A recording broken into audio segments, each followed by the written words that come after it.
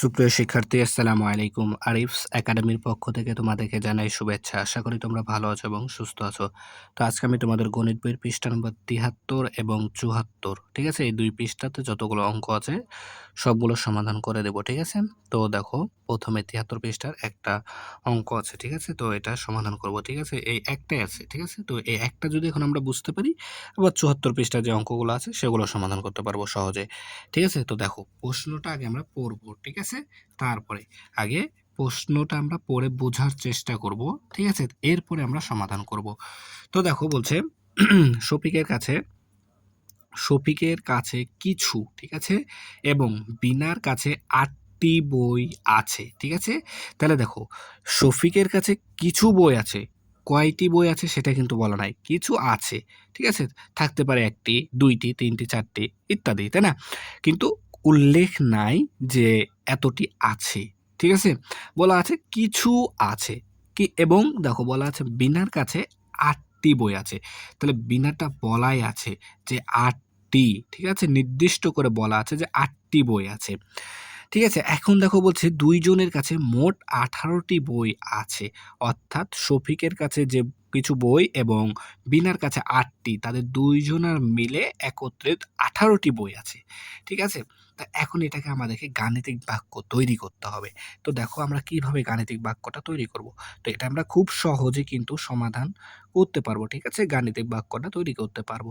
তাহলে এখন দেখো, তো বলা আছে যে শফিকের কাছে কিছু, ঠিক আছে? কিছু বই আছে। কতটি আছে সেটা বলা নাই। তাহলে আমরা কি করব? যদি এরকম যেকোনো সংখ্যার ক্ষেত্রে, ধরো তোমার কাছে কিছু আম আছে, ঠিক আছে? বা এরকম থাকুক না কেন, তো এই কিছু, হ্যাঁ? এরকম সংখ্যার ক্ষেত্রে আমরা একটা ফাঁকা ঘর নিব। ঠিক আছে? ফাঁকা ঘর নেব। ঠিক আছে? এরপর দেখো বলা আছে বিনার কাছে ৮টি আছে। তাহলে বিনার কাছে ৮টি। তাই এখানে আমি ৮টি বই লিখে নিলাম। এখন দেখো বলা আছে এরপরে ২ জনের কাছে মোট ১৮টি। মোট মানে মোট মানে কি করতে হয়? আমাদেরকে যোগ করতে হয় না? তাই আমি এখানে যোগ চিহ্নটা দিয়ে দিলাম। ঠিক আছে? তাহলে ফাঁকা ঘর মানে এখানে শফিকের কাছে আছে এই ফাঁকা ঘর সংখ্যক বই, ঠিক আছে? যোগ ৮টি বই আছে বিনার কাছে। ঠিক আছে? এরপর দেখা হচ্ছে মোট ১৮টি, অর্থাৎ এদের এই যে শফিকের এবং বিনার যোগফল কত? ১৮টি বই। ১৮, ঠিক আছে? এটা হচ্ছে গাণিতিক বাক্য হয়ে গেল। ঠিক আছে? তো এখানে আরেকটা জিনিস, এখানে তোমরা চাইলে লিখে নিতে পারো যে গাণিতিক বাক্যটি হলো এটা। ঠিক আছে? তাহলে এখন দেখো ফাঁকা ঘর যোগ ৮ = ১৮। এখন যদি এই ফাঁকা ঘরের মানটা আমরা বের করতে চাই, তাহলে আমরা কি করব দেখো। যদি এখন আমরা সমাধান করি, তাহলে দেখো ফাঁকা ঘর সমান আমরা লিখতে পারি, দেখো ৮ এর সামনে যোগ চিহ্ন আছে। তাহলে ৮ এর সামনে যদি যোগ চিহ্ন থাকে, তাহলে এই পাশে সমান চিহ্ন, এই পাশে এসে বিয়োগ চিহ্ন হয়ে যাবে। ঠিক আছে? তাহলে ১৮ বিয়োগ ৮।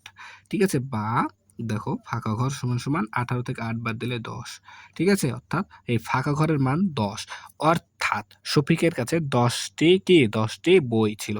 ঠিক আছে? তাহলে আশা করি তোমরা এটা বুঝতে পারলা। ঠিক আছে? তো এখন যদি আমরা এগুলো বুঝতে পারি, তো দেখো ৭৪ পৃষ্ঠার এই অঙ্কগুলাও করতে পারো। ৭৪ পৃষ্ঠারও ২ টা অঙ্ক আছে। ২ টা অঙ্ক আমরা খুব সহজে করতে পারবো এখন। তো দেখো বলছে যে ফাঁকা ঘরকে, ঠিক আছে? ফাঁকা ঘরকে আমাদের অজানা সংখ্যা, ঠিক আছে? যেমন ওই যে ওখানে আমাদের তো জানা ছিল না যে শফিকের কাছে কয়টি বই ছিল, তাই না? তো আমরা এটা বের করে ফেললাম। তো এখানে বলছে অজানা সংখ্যাকে ফাঁকা ঘর হিসাবে ব্যবহার করে নিচের বিবরণের গাণিতিক বাক্য লিখি, এবং তাহলে এখানে কি গাণিতিক বাক্য তৈরি করতে হবে এবং ফাঁকা ঘরের মান নির্ণয় করতে হবে। যেভাবে আমরা এই শফিকের বইয়ের মানটা বের করলাম, সেম ভাবে এখানেও আমাদেরকে মান নির্ণয় করতে হবে ফাঁকা ঘরের। তো দেখো এখানে বলছে একটি সংখ্যার সাথে ১২ যোগ করলে, তো এখানে দেখো বলা আছে একটি সংখ্যার, ঠিক আছে? সংখ্যাটি কত সেটা বলা নাই। তাহলে এখানে আমাদের এটা কি অজানা সংখ্যা। তো এই অজানা সংখ্যাকে আমাদের কি করতে হবে? ফাঁকা ঘর ধরে নিতে হবে। ঠিক আছে? তাহলে দেখো ১২ যোগ করলে, তাহলে যোগ ১২, তাহলে যোগ করলে যোগফল হয় কত? ১৮০। তাহলে সমান ১৮০। ঠিক আছে?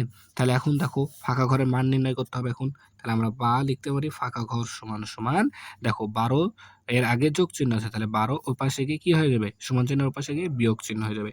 তাহলে ১৮০ বিয়োগ ১২।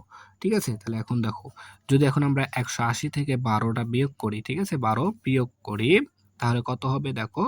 ১৬৮। তাই না? দেখো যে ০৮, তারপর এখানে ২ দিয়ে দিলাম, তাহলে ৬ ১ ১৬৮। তাহলে অতএব ফাঁকা ঘরের মান কত? ৬৮। অর্থাৎ একটি সংখ্যা কত? ১৬৮। ১৬৮ সাথে যদি আমরা ১২ যোগ করি তাহলে কিন্তু আমাদের যোগফল কত হবে? ১৮০ হবে। ২ নাম্বার তো বলছে একটি সংখ্যার সঙ্গে ১৫ গুণ করলে গুণফল ২৭০ হয়। ঠিক আছে? তো এখানেও দেখো একটি সংখ্যা, কিন্তু সংখ্যাটি কত সেটা বলা নাই। তাহলে এটা আমাদের অজানা সংখ্যা। তাহলে এই অজানা সংখ্যাকে আমাদের কি ধরতে হবে? ফাঁকা ঘর ধরে নিতে হবে। ঠিক আছে? অজানা সংখ্যাটাকে আমরা ফাঁকা ঘর ধরে নেব। তাহলে সঙ্গে এই ফাঁকা ঘরের সঙ্গে গুণ করব কত? ১৫। তাহলে ১৫ যদি গুণ করি তাহলে গুণফল হবে আমাদের ২৭০। ঠিক আছে? তাহলে এখন আমাদের এই ফাঁকা ঘরের মানটা নির্ণয় করতে হবে। তাহলে দেখো বা ফাঁকা ঘর সমান, তাহলে দেখো ১৫ র আগে গুণ চিহ্ন আছে। তাহলে সমান চিহ্নের ওপারে যেয়ে ভাগ হয়ে যাবে। তাহলে ২৭০ ভাগ ১৫। ঠিক আছে? তাহলে দেখো এখন যদি আমরা ১৫ দ্বারা ২৭০ কে ভাগ করি, তাহলে দেখো একবার যাবে ১৫ কে ১৫। ঠিক আছে? বিয়োগ করলে ৭ থেকে ৫ বাদ দিলে ২, ২ থেকে ১ বাদ দিলে ১। ঠিক আছে? আর এই ০ নেমে যাবে এখানে। ঠিক আছে? তাহলে এখন আমাদের দেখো ভাগফল আসছে, তাহলে কত আসবে দেখো। তাহলে ১৫, তাহলে ১৫ কে এমন একটা সংখ্যা দ্বারা গুণ করব যেন ১২০ হয়। ঠিক আছে না? তাহলে ১২০ হয়। তাহলে দেখো যদি আমরা এখন তাহলে গুণ করি ১৫ কে তাহলে দেখি ৮ দ্বারা গুণ করি, তাহলে ৫ ৮ ৪০, ৪০ এ ৪ শূন্য হাতে থাকে ৪, ৮ একে ৮ আর ৪ এ ১২। তাহলে ১২০ চলে আসলো। তাহলে ৮ ১৫ ১২০। ঠিক আছে? তাহলে আমাদের ভাগফল আসছে এখানে কত? দেখো এখানে আমাদের ভাগফল চলে আসলো কত? ১৮। তাহলে আমরা ফাঁকা ঘর সমান লিখতে পারি ১৮। ঠিক আছে? অর্থাৎ এই ১৮ এর সঙ্গে যদি আমরা ১৫ গুণ করি তাহলে গুণফল হবে ২৭০। ঠিক আছে? ১৮ র সাথে যদি ১৫ গুণ করি তাহলে গুণফল হবে ২৭০।